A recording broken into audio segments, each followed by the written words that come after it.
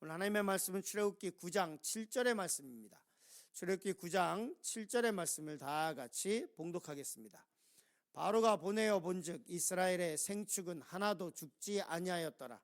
그러나 바로의 마음이 완강하여 백성을 보내지 아니하니라. 아멘. 오늘 말씀은 출애굽기 9장의 말씀인데요, 계속해서 10가지 재앙에 대해서 말씀을 나누고 있습니다. 말씀드렸던 것처럼 하나님께서 애굽 땅에 10가지 재앙을 내리신 것은 그냥 하나님께서 랜덤으로 재앙을 내리신 것이 아니라 이 10가지 재앙 모두 애굽 사람들의 신과 직접적인 관련이 있습니다. 즉 다시 말해서 하나님께서 이 10가지 재앙을 내리실 때는 애굽 사람들이 그렇게 섬겼고 제사를 지냈고 예물을 갖다 바쳤고 했었던 그 신들이 아무것도 아니라고 하는 것을 보여주기 위한 것이고, 그러므로 해서 애굽 사람과 이스라엘 백성들이 하나님이 누구신지를 분명히 알게 하고자 하는 목적이 있었습니다. 그렇기 때문에 강대국, 최대 강대국이라고도 할지라도 하나님의 능력에서 벗어날 수 없다는 것을 보여주기 원하셨고, 그리고 이스라엘 백성들이 출애굽한 이후에 광야에서 또 가나안 땅에서 이 출애굽 전에 있었던 이 10가지 재앙을 기억하면서 하나님이 어떤 일을 행하셨는지 이스라엘 백성들이 분명히 기억해서 알게 하기 위한 목적이 있으셨습니다. 오늘 말씀은 보고 깨달으라는 말씀의 제목으로 은혜를 나누려고 합니다. 첫 번째, 심한 악질에 대해서 말씀을 나누려고 하는데요, 오늘 말씀은 여섯 번째 재앙과 관계가 있습니다. 우리가 잘 아는 것처럼 피, 개, 이, 파, 악질, 우매, 흑장이잖아요. 그 10가지가, 그러니까 피로 시작해서 그러면 다시 10가지를 다 얘기를 해야 되기 때문에 시간이 별로 없기 때문에 하여간 오늘은 한 5개, 6개의 이 재앙에 대해서 말씀을 나누려고 합니다. 출애굽기 9장 2절, 3절 말씀 같이 읽겠습니다. 내가 만일 그들 보내기를 거절하고 억지로 잡아두면 여호와의 손이 들에 있는 내 생축과 곧 말과 나귀와 약대와 우양에게 더하리니 심한 악질이 있을 것이며. 자, 2가지 나눠서 생각을 해야 될 것입니다. 하나는 뭐냐면 내가 만일 그들을 보내기를 거절하고 억지로 잡아두면, 이렇게 말씀하고 있습니다. 이 말씀은 이미 앞에서 바로가 약속을 했었다가 깬 것이 있죠. 보내겠다고 하고 안 보내고 했었던 그 생각들, 그리고 억지로 이스라엘 백성들을 노예로 잡아놓고 계속해서 부려먹으려는 생각을 갖고 있었습니다. 우리가 잘 아는 것처럼 이 10가지 재앙 속에 많은 영적인 의미를 담고 있는데요, 세 번째부터는 애굽의 술사들이 따라하지 못했고, 네 번째부터는 하나님께서 이스라엘과 애굽을 구별해서 애굽 땅에만 내리고, 그리고 이스라엘 민족에게는 이 재앙이 내리지 않기 시작했습니다.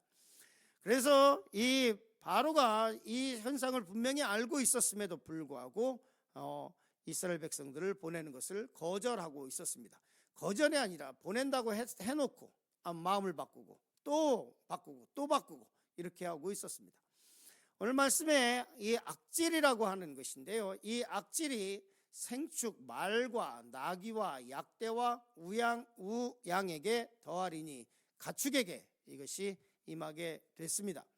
그런데 이 심한 악질이라고 되어 있는데 한국 성경에는 그러면 이 악질이라고 하는 것이 뭘까라고 하는 것에 대해서 원본을 찾아보니까 떼베르라고 하는 말인데요, 이게 전염병, 즉 다시 민수기 14장 12절에는 짐승에게 생기는 전염병, 그리고 또 에스겔서는 이걸 온역이라고 번역을 했더라고요. 그러니까 이 짐승들에게 번지는 걷잡을 수 없는 이 전염병 같은 것이 생겼다는 것을 알 수 있습니다.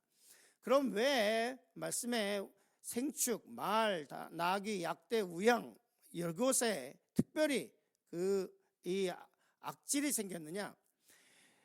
애굽 사람들은 이 송아지를 섬기고 있었습니다. 그래서 아피스라고 하는 이 신을 섬기고 있었는데요, 풍요와 힘을 상징하는 황소의 신을 섬겼습니다. 이스라엘 백성들이 출애굽하고 나서 광야에서 송아지를 하나 만들죠. 이게 애굽 땅에서 자기네들이 봐왔던 그거를 하는 거예요. 뒤에도 또 출애굽 이후에 광야에서 다룰 때 말씀을 나누게 되겠지만, 이 애굽 사람들이 섬기던 이 신들 가운데 풍요를 상징하고 힘을 상징하는 황소 신을 섬겨놓고 거기에 절하고 거기 예물을 바치고 광신적으로 섬기고 그랬었던 신이 있습니다. 그리고 하토르라고 하는 신이 있는데 이 신은 암소예요. 암소. 그러니까 황소도 섬기고 암소도 섬기고, 무네비스라고 하는 신이 있었는데 태양신 라의 화신으로 여겼던 신성한 황소예요. 여기는 또 신성한 황소를 또 구배해서 또 섬기고 있었어요. 그러니까 이스라엘 백성들이 나중에 출애굽해가지고 그 수많은 짐승 중에 송아지를 했다라고 하는 것은 이 애굽에 살면서 이스라엘 백성들도 그들이 봐왔던 그 송아지를 만들었다는 얘기밖에 안 되는 거죠. 그리고 또 크눔이라고 하는 이 신이 있었는데 그것은 뭐냐면 창조의 신이자 생명을 관장하는 순양, 양의 모습을 한 신이었습니다.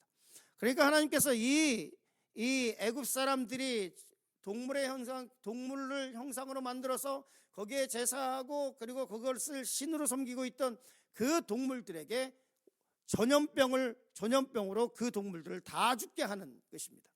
이 말씀은 우리가 무엇을 깨달을 수 있냐면, 그래 니들이 이렇게 섬기던 그 신들이지, 니들의 신들이 너희를 구원하는지 봐봐. 그리고 니들이 그래 섬기던 그 신들 있지, 그 송아지 그 양 그 외에 여러 가지 나귀 낙타기 수많은 거 있지, 너네들 그 신들이 자기네들을 구원하지 못하는 것을 똑똑히 봐라고 하는 하나님의 메시지가 있죠. 그리고 이것을 주관하시는 분이 하나님임을 분명하게 말씀을 해주고 있는 것입니다. 출애굽기 9장 4절에 보면 이렇게 말씀하고 있습니다.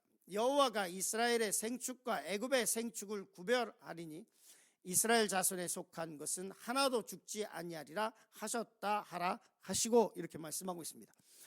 애굽 땅에 동물에게 전염병이 들어서 수많은 짐승들이 다 죽어가고 있는데, 그런데 이스라엘 백성들의 생축은 하나도 죽지 않았다, 이렇게 말씀하고 있습니다. 이 말씀은 뭐냐면 하나님께서 지키시겠다고 하는 것입니다. 세상 힘들고 어려운 일들이 당하고 경기가 안 좋고 그리고 힘들고 어려운 상황 속에서도 하나님께서 지키시는 백성들, 가정들은 든든히 서 있는 것을 보게 됩니다. 요즘 제 기도의 많은 상당 부분이 뭐냐면, 하나님 이 경제적으로 다 힘들다고 그러는데요, 하나님 우리 성도들의 삶을 지켜주시옵소서.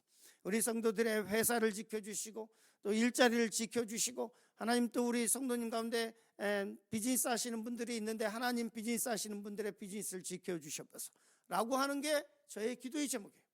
그런데 실제로 하나님께서 지켜주지 않으시면 무너지는 거예요. 지켜주지 않으면 무너지는 거예요. 그런데 오늘 출애굽기 9장 4절에 보면 하나님께서는 지키실 수도 있고 멸하실 수도 있다는 것이 분명하게 성경에서는 나타나고 있어요. 이스라엘 백성과 애굽 사람들을 하나님께서 구별하셔서 이스라엘 백성들, 하나님의 백성들의 소유는 지키시고, 그리고 애굽 사람들의 소유는, 그들의 짐승들은 멸하시는 것을 보게 됩니다. 출애굽기 9장 7절에 보면 우리 같이 읽었으면 좋겠습니다. 같이 읽겠습니다. 바로가 보내어 본즉 이스라엘의 생축은 하나도 죽지 아니하였더라. 그러나 바로의 마음이 완강하여 백성을 보내지 아니하니라. 바로가 이것을 어떻게 이제 행하냐면, 바로가 보내어 본즉 이렇게 말씀하고 있습니다. 즉 다시 말해서 바로가 이스라엘 지역에 가서 진짜 그런지 신하들을 보냈다는 거예요. 그리고 분명히 알았어요. 아, 진짜구나. 야, 어떻게 그렇지? 이쪽에서는 생축이 하나도 안 죽는데 왜 우리 이집트 사람들, 애굽 사람들의 생축들은 다 죽어가고 있지? 이거를 바로가 보내어 본즉 분명히 보고 알았다는 거예요. 그럼에도 불구하고 그의 마음이 완강해서 백성을 보내지 않았다. 근데 실제로 그런 경우가 비일비재하고 있습니다. 실제로 보고 확신하고 그럼에도 불구하고 전혀 말씀이 들어가지 않고 믿지 않고 그냥 고집대로 살아가려고 하는 사람들이 있습니다. 바로 같은 사람들이 수없이 많아요. 믿음의 사람들 가운데도 있어요. 나에게 지금 하나님께서 회개하라고 채찍을 가하고 계시는데도 분명히 보고 깨달았음에도 불구하고 회개하지 않는 사람들, 마음이 완강해진 사람들, 믿음이 없는 사람도 있고 믿음이 있는 사람 가운데도 있다는 거예요. 그때는 출애굽기 9장 7절의 말씀을 보며 내가 바로와 같은 마음을 갖고 있구나라고 하는 것을 깨닫고 하나님 앞에 겸손히 나가야 할 것입니다. 그래서 이 말씀을 이 바로와 같은 사람에 대해서 보고도 깨닫지 못하는 사람에 대해서 예레미야서는 이렇게 말씀하고 있습니다. 우리 같이 읽었으면 좋겠습니다. 예레미야서 5장 21절 우준하여 지각이 없으며 눈이 있어도 보지 못하며 귀가 있어도 듣지 못하는 백성이여 이를 들을지어다. 하나님께서 답답하셔서 이 예레미야서를 통해서 하시는 말씀은 이스라엘 민족에게 대한 것이죠. 믿는 사람에게도 믿지 않는 사람에게도 마음이 강팍해서 보고도 깨닫지 못하는 사람들이 있다는 것입니다. 두 번째로 가중되는 재앙에 대해서 말씀을 나누려고 합니다. 출애굽기 9장 8절 말씀 같이 읽겠습니다. 여호와께서 모세와 아론에게 이르시되 너희는 풀무에 제 두 웅큼을 가지고 모세가 바로의 목전에서 하늘을 향하여 날리라. 하나님께서 말씀하시는 것은 이번에는 풀무에 재를 한 웅큼 가져다가 바로의 목전에서 하늘을 향해서 날리라. 그렇게 말씀을 하셔서 그러면 이것이 독종을 바라게 된다라고 말씀을 하는데요. 같이 읽겠습니다. 9장 9절 출애굽기 9장 9절 그들이 풀무의 재를 가지고 바로 앞에 서서 모세가 하늘을 향하여 날리니 사람과 짐승에게부터 독종을 바라고 이렇게 말씀하고 있습니다. 풀무의 재를 하늘에 던지라고 말씀을 하고 있고 그러면 독종이 발할 것이라고 말씀을 하고 있고 그리고 이전에 이는 땅에 티끌을 치라 라고 말씀하신 세 번째는 땅의 티끌이었죠. 그리고 이 여섯 번째는 풀무의 재를 하늘에 날리면 사람과 짐승에게 독종이 발할 것이다 라고 말씀하고 있습니다. 이 독종이라고 하는 것은 뭐냐면 이집트 사람들은 토트라고 하는 신을 섬겼는데요. 그 토트는 의술과 지식의 신이에요. 생긴 거는 꼭 이렇게 새 모양처럼 생겼는데요. 그런데 이 독종이 발하는데 우리 출애굽기 9장 11절 말씀 같이 읽겠습니다. 술객도 독종으로 인하여 모세 앞에 서지 못하니 독종이 술객들로부터 애굽 모든 사람에게 발하였습니다. 그들이 누구를 섬기고 있었냐면 토트라고 하는 신을 섬기면서 의로의 신, 치료의 신, 그리고 그 당시에 애굽은 초대 강국이었기 때문에 지금의 미국처럼 미국보다 더 초대 강국이죠. 그 주위를 비교해 보면 그렇기 때문에 그 당시 사람 우리가 보기에는 별게 아니지만 그 당시 사람들 그 당시에서는 최고의 의술을 갖고 있다고 자부했습니다. 그리고 실제로 고대 근동이지만 그들의 의술은 그래도 상당히 발달했습니다. 왜냐하면 미라라고 하는 것을 만들 수 있었잖아요. 해부학이 발달이 돼 있었다는 겁니다. 그러니까 인간의 해부를 해서 장기를 낚아내서 미라로 만들고 그 사람을 미라로 만들었는데 그 미라로 만든 그 미라가 지금 2000년, 3000년 지난 이후에도 지금도 우리는 지금 보고 있잖아요. 그러니까 그 당시에 상당한 의술을 가지고 있었습니다. 그렇기 때문에 자기네들의 의술에 대한 자부심들이 있었던 것 같습니다. 그런데 하나님께서 독종을 바라게 하시니까 그러니까 술객도 독종으로 인해서 모세 앞에 서지 못하니 독종이 술객들로부터 애굽 모든 사람에게 발하였다.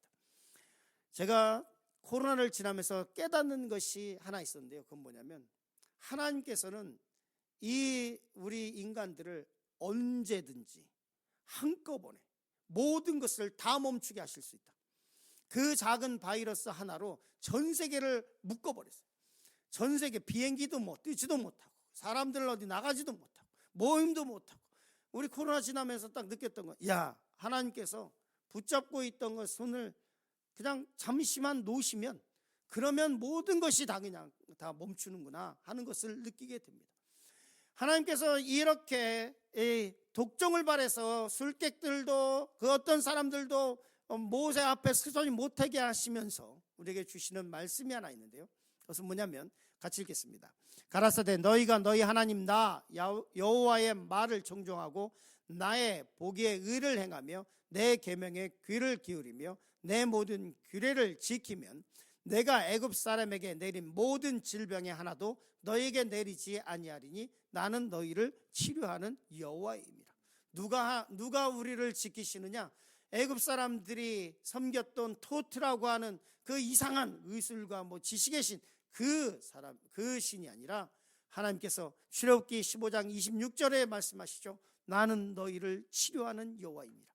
이 말씀을 붙잡고 우리의 삶 가운데 다가오는 연약함과 질병과 우리가 싸워야 할 병들 앞에서 하나님, 주님께서 말씀하셨죠.